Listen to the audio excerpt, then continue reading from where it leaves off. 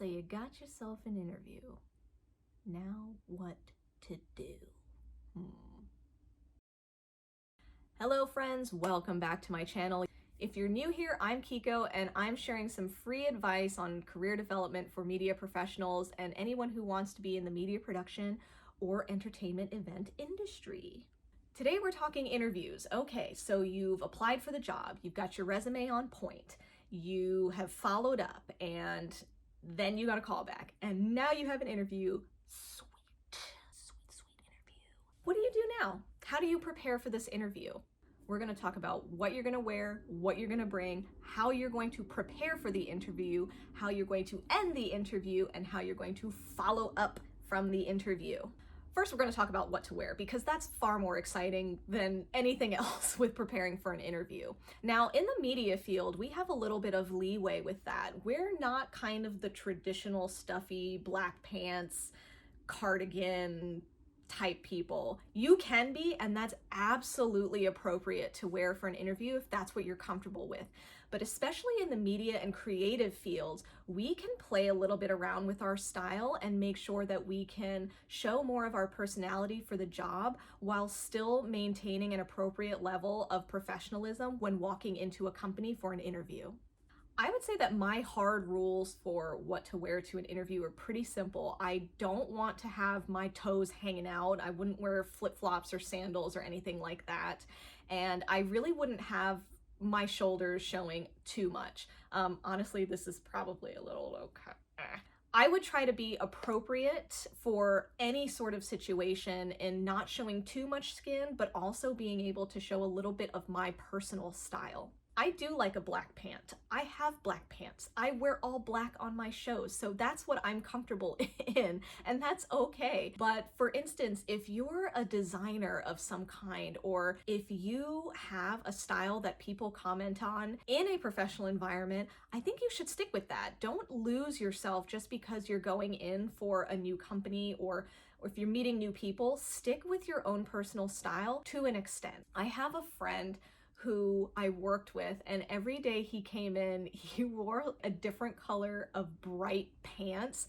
They were completely work appropriate. They were just in bright colors, and he would wear bright shirts, and it just looked good. And he was a graphic designer, so it fit with his type of work aesthetic. He was a creative person, his style reflected that, and that was okay. And I would want to see that in a job interview. If he walked in all black, I would be like, this guy is not comfortable, and I can tell. So there are definitely some traditional ways that you can dress for a job interview, but really just consider normal attire. Don't try to be too creative. Don't wear too much big heavy jewelry if you're a lady, or if you're a guy. I mean, hey, some guys like jewelry and that's totally fine. I would keep any sort of distracting, loud, clanky thing, either remove it or keep it very minimal. As far as hair, I have curly hair. It's curly. Sometimes this is what it does. I can only make it do so much on a good day, so it is what it is. I don't feel obligated anymore to flat iron my hair or make it look a certain way that I think it would please the other person. This is the way the hair grows out of my head. That's fine. Don't let anyone tell you otherwise how your hair needs to be. In fact, I would say if you have dreadlocks, that can be a good tip for your job interview. Hey, look, I can maintain this. I can do a lot for you too, sir. Okay, so now how to prepare for the interview. You're gonna start first with the actual job description.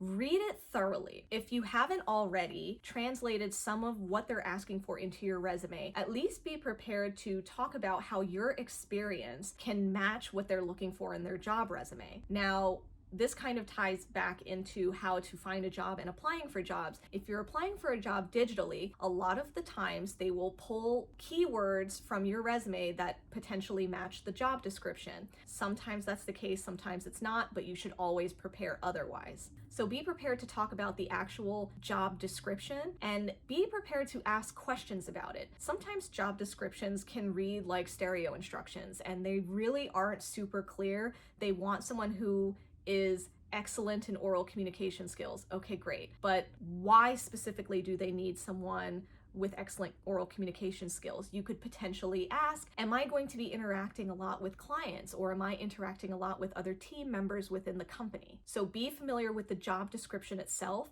the type of experience and qualifications they're asking for, and how that relates to you specifically. When you show up for the interview, I don't care what industry you're in, always, always, always bring a hard copy of your resume. I absolutely hate the fact that I still have to do this, but some people just don't want to look at a computer screen the entire time during their interview with you. So having a hard copy of their resume, they can make notes on it. They can reference it a lot easier than feeling like they're being rude by looking at a computer screen versus looking at you. So it doesn't matter at what stage of your career you're in or what job it is, always bring a hard copy of your resume with you. Even if you never give it to them or if they never ask for it, you should just have it. And don't fold it or roll it. My goodness, put it in a folder or something. Look professional, bring a little portfolio, bring a little manila folder. Just have it so that it's nice and flat and crisp and ready to hand off if they ask for it. Along with reviewing the job description, review the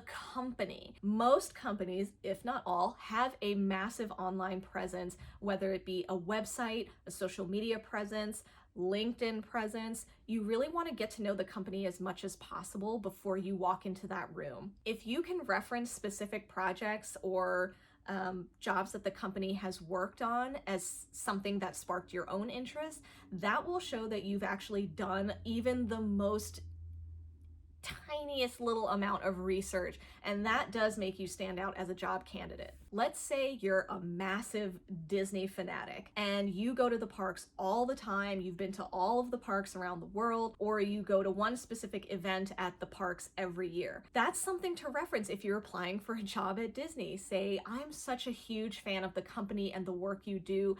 I've attended Mickey's Not So Scary Halloween Party every year, and I just love how you change up the shows and the experience for the attendees to make it not seem like it's the same thing every year. That will show how much you pay attention to little details and how they change and how the company has taken the time to make those changes for the attendee experience and that you noticed it. So be sure to research the company, even if it's looking at the employee descriptions and saying, hey, I saw that on your employee description that you like tacos. I love tacos too. I do love tacos. That is on my employee description. So if you interview with me and you tell me that you like tacos, you pretty much have moved to the top of my list. Now we're in the core of the interview. You sat down, you're face to face with someone else. Great. This is where your elevator speech can come into play again. They will ask you, tell me about yourself, and you will already have an answer because you've practiced your elevator speech and it is perfected at this point, and you've stood in front of the mirror and you were in your jammies and you said, hi, my name is Kiko and I do blah, blah, blah, blah, blah. So be prepared to answer the question, tell me about yourself. That will lead into the conversation of your job interview in which you can discuss how you fit with their company and how you are the best person for this job. Now that you've got all of that out of the way, you're at the end of the interview. Okay, great. And then they hit you with this little nugget. Do you have any questions for us? The answer is always yes. You will always have a question for the interviewer at the end of your interview. If you say no, just don't say no. Just please don't say no. Even if you didn't think about it up till that point and you have nothing prepared, just say, yes, I do have a question, and this is where your improv skills will come in handy. But in all seriousness, every interview you go into, at the end, they will ask, do you have any questions for us? And you should always have at least one question. It really can be any question about the company. Don't ask personal questions to the interviewer. That's just tacky, and they probably would be really uncomfortable to answer it. So find a question that you may have had that's not really pertaining to the job description and the job itself, but maybe you have a question about the company's culture. Maybe you have a question about what it's like to grow in this type of company. These are questions that interviewers and employers love to hear from candidates because it shows that you're thinking long term, and it shows that you want to be so committed that you want to grow within a company. Don't ask questions about benefits and vacation time and things like that because you haven't gotten the job yet, and why are you already trying to take some time off? Engage with your interviewer. They are trying to hire you for a position that is hopefully long term. And even if you're in your teens and this is your first job, and they ask you, do you have any questions for us? You can still say, yeah, I'd love to know how I can go from this position to potentially a management position down the road. What kind of path would I need to take to grow within this company? I really like this place. I really like this bowling alley, and maybe one day I want to manage it, or maybe one day I want to take some extra responsibility on my plate. This, again, it shows that you are willing to be committed and that you are thinking professionally long term.